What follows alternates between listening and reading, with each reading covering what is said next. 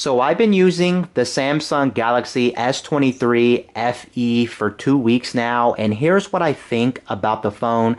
After using it for 2 weeks, I'm just going to get straight to the point here and tell you guys honestly, after using this phone, I can't recommend this phone. This phone is not really a great phone. If you are going to be buying a phone, honestly, right now at the time of this recording, I would personally recommend buying the S23 base model just because you will get overall a better experience on that phone.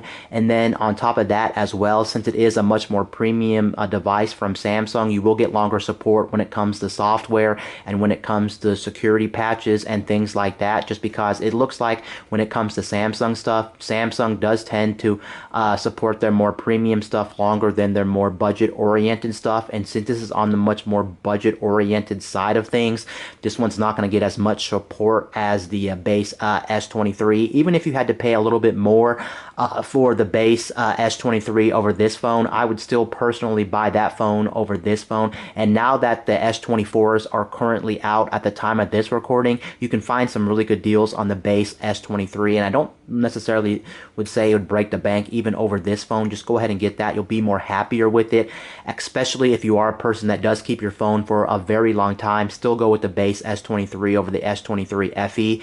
Now let's talk about things I dislike about this phone, because there's plenty I dislike about this phone, which I do want to talk about.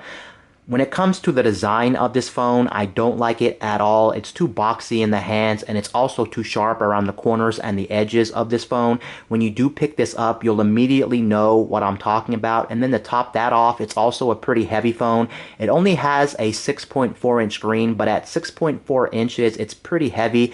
Even if you compare this to some other phones that are much more bigger in size, they're not as heavy. So it's kind of interesting that this phone is a heavy phone for what it is.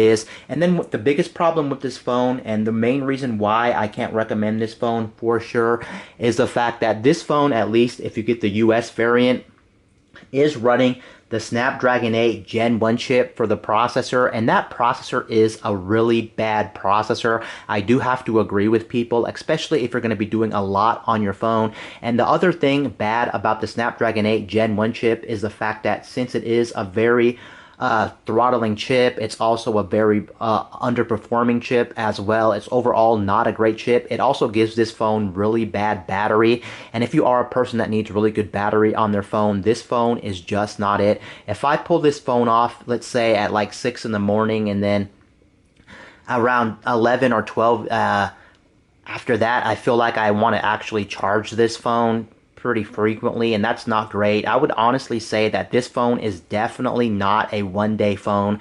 If you are a person that does need a full day out of your phone, this is not going to be it. And if you are going to be doing things that really you need the most performance as well, like you're playing a lot of taxing games, you're doing a lot of video editing, or maybe you're doing some emulation and stuff like that, that chip's not going to be your best friend. It's going to be a really chip that you're going to despise and overall hate. And those are the biggest reasons why I can't recommend this phone for sure. The chip and the battery life are not great. And that's where pretty much everything ends when it comes to everything I hate about this phone, because besides that, there is actually still a lot to actually like about this phone.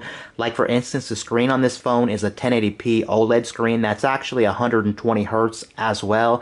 And when it comes to the actual use case of Android and the One UI experience on this phone, despite this chip being a really bad underperforming chip that throttles a lot and gives out bad battery, it actually is a very nice experience when we're talking about using the phone. Like, since it has 120 Hertz and the Snapdragon 8 Gen 1 chip, even though it is a bad chip, you still get very fluid, very nice experience using Android and using the One UI. You can see it's very fluid, it's very fast to actually go around the Android operating system as well, and I do like that experience. And that's something you can't say a lot about some other phones out there that don't even have high refresh rate screens, and you know what company I'm talking about here. But yes, it is nice that it does have 120 Hertz at this budget-oriented price point compared to the base S23 and the S23 line in general. And then it does also get pretty bright, and then it's also pretty vivid and pretty nice to look at. I would say for sure, in my opinion,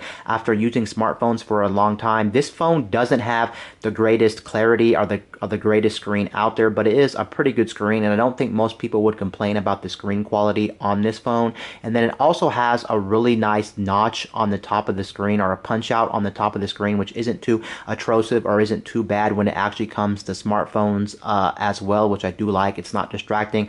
And then I will have to say, for one thing, I do like the fact that it does have a triple camera setup on the back. One of the nicest things about this phone is the fact that you do get a lot of versatility when it comes to the cameras. Now, don't get me wrong, the cameras on this aren't the greatest out there. Again, the price point of this phone really does reflect that, but you do get some nice versatility. And I always love the fact that Samsung does give you a lot of shooting options when it comes to shooting videos, when it comes to taking pictures and things like that. You do have, again, versatility with the 3 cameras on the back, and the software really supporting and really showing you what you can do with a camera, which I do like. And yeah, that's pretty much going to cover everything I wanted to say regarding this phone. Honestly, again, stay away from this phone. Even if you got it for a really good deal, again, please do yourself a favor and just buy the base S23. You'd be getting a much more better phone. You'd be getting a better experience. You'd be getting better software support. You'd be getting better battery. Overall, you'd just be getting a better phone. So please buy that phone over this phone. But yeah, that's pretty much going to wrap up everything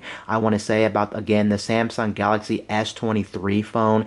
Anyway, guys, this is Wayne signing out.